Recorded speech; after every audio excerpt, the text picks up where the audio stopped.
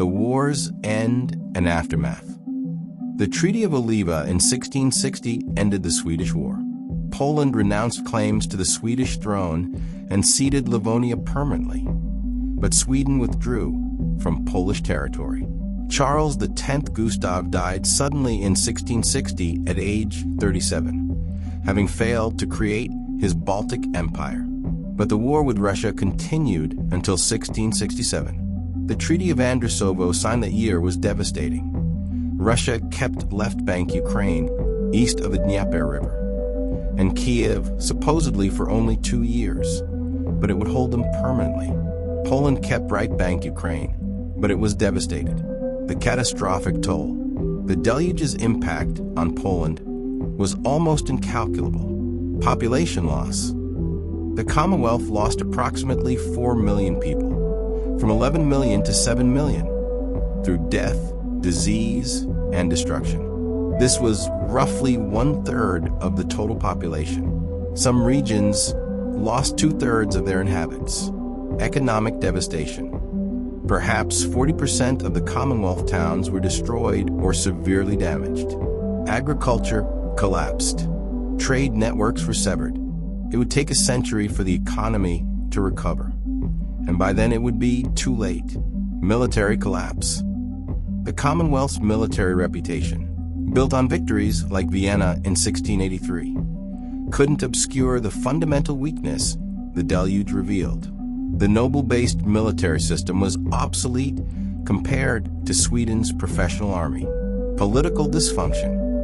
The deluge exposed how the Commonwealth's political system, requiring unanimous noble consent, made decisive action impossible during crises.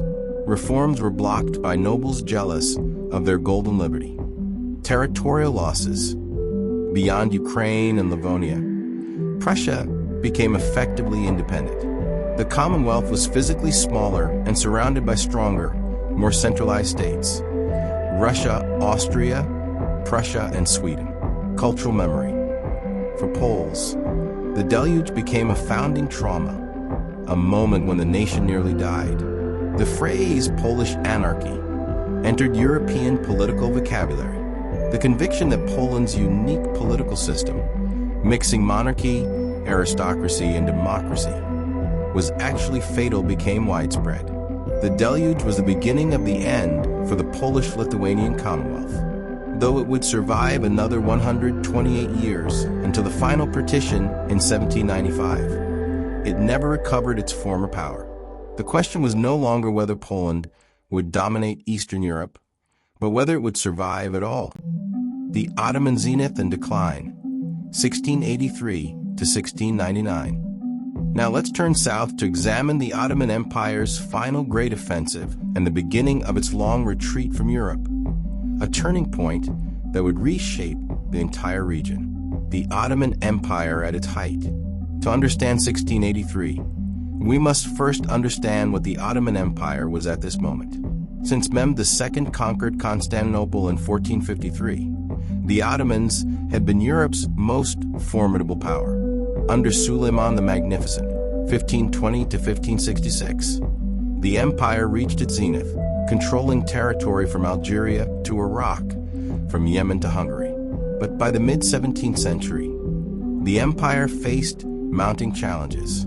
The Kopperle dynasty of Grand Viziers, Kopperle Mehmed Pasha and his son Kopperle Fazıl Ahmet Pasha, had restored some military effectiveness and administrative efficiency in the 1660s to 1670s. They reconquered Crete from Venice after a 24-year war and seized Podolia from Poland. But structural problems remained. Military technology was stagnating while European armies modernized. The Timar system of military land grants was breaking down.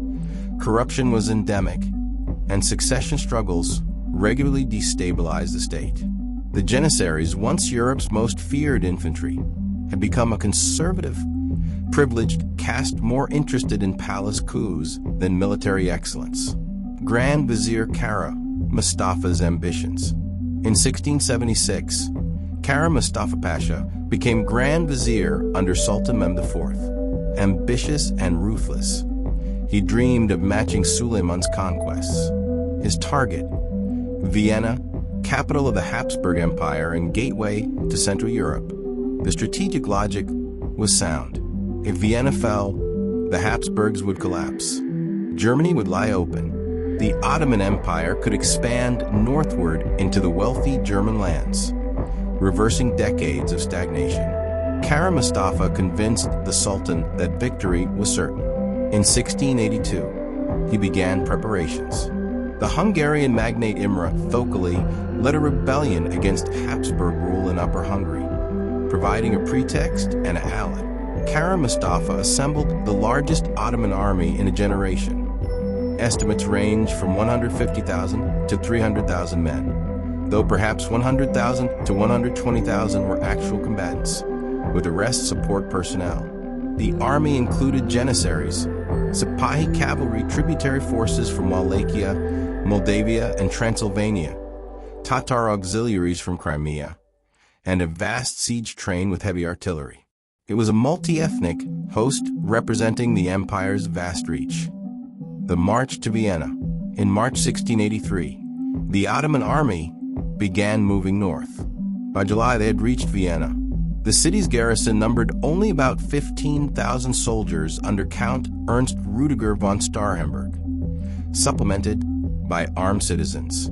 Vienna's fortifications were formidable, thick walls designed to resist artillery. But against such numbers, they seemed insufficient. Emperor Leopold I fled with his court to Passau. Vienna was on its own.